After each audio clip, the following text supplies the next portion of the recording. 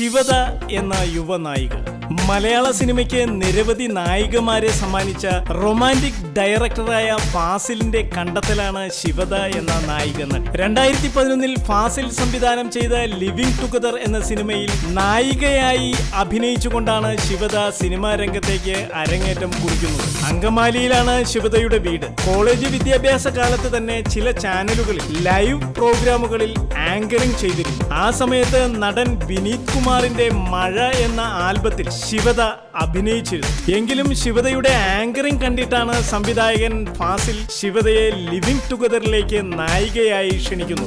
സത്യത്തിൽ ലിവിംഗ് ടുഗദറിൽ അഭിനയിക്കുന്നതിനു മുൻപ് ലാൽ ജോസ് ഒരുക്കിയ പുറം കാഴ്ചകൾ എന്ന സിനിമയിൽ ശിവദ അഭിനയിച്ചിരുന്നു.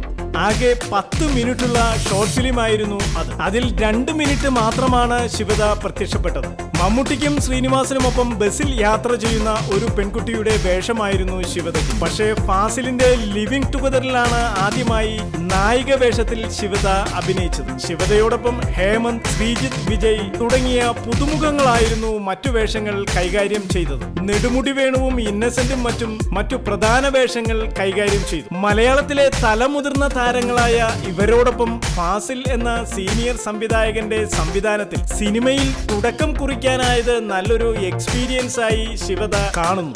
ലിവിംഗ് ടുഗദർ ഒരു വലിയ വിജയമായിരുന്നില്ല. എങ്കിലും മലയാളത്തിലും തമിഴിലും ഏറെ പ്രശസ്തനും അനുഭവ സമ്പത്തുമുള്ള സംവിധായകനായ ഫാസിലിന്റെ സിനിമയിലെ നായിക എന്ന ഒറ്റ പേരിലാണ് തമിഴ് സിനിമയിലേക്ക് ശിവദയ്ക്ക് അവസരം ലഭിക്കുന്നത്. സില്ലന് ഒരു കാതൽ എന്ന തമിഴ് സിനിമയുടെ സംവിധായകൻ കൃഷ്ണ അദ്ദേഹത്തിന്റെ അന്നത്തെ പുതിയ പ്രൊജക്ടിലേക്ക് നായികയായിട്ട് ശിവദയെ ക്ഷണിക്കുകയായിരുന്നു. കൃഷ്ണ ശിവദയുടെ സിനിമ കണ്ടിരുന്നില്ല. ഫാസിൽ എന്ന സംവിധായകന്റെ സിനിമയിലെ നായിക എന്ന ഒറ്റ പേരിലാണ് കൃഷ്ണ ശിവദയെ അദ്ദേഹം നായികയായി ക്ഷണിക്കുന്നത്. നെടുംചാലൈ എന്ന സിനിമയ്ക്ക് വേണ്ടി ശിവദയ്ക്ക് തടി വെക്കേണ്ടി വന്നു.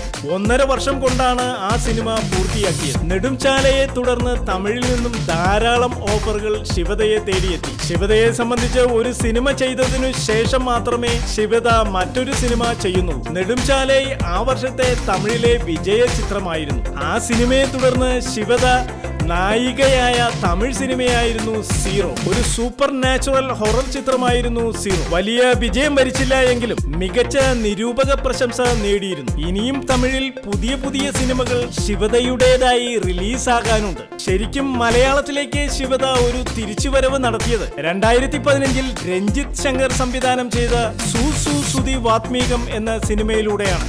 നെടുംചാലൈ എന്ന സിനിമ രഞ്ജിത്ത് ശങ്കർ കണ്ടിട്ടാണ് ശിവദയെ സൂസു സുതി വാത്മീകത്തിലേക്ക് ക്ഷണിക്കുന്നത്. സൂസു സുതി വാത്മീകത്തിൽ ജയസൂര്യയായിരുന്നു നായകൻ. ഈ ചിത്രത്തിലെ കല്യാണി എന്ന കഥാപാത്രത്തിലൂടെ ശിവദ മലയാള സിനിമയിലേക്ക് നല്ലൊരു തിരിച്ചുവരവാണ് നടത്തിയത്. സൂസു സുതിയെ തുടർന്ന് ജയസൂര്യ നായകനായ ഇടി എന്ന സിനിമയിലും ശിവദ നായികയായി.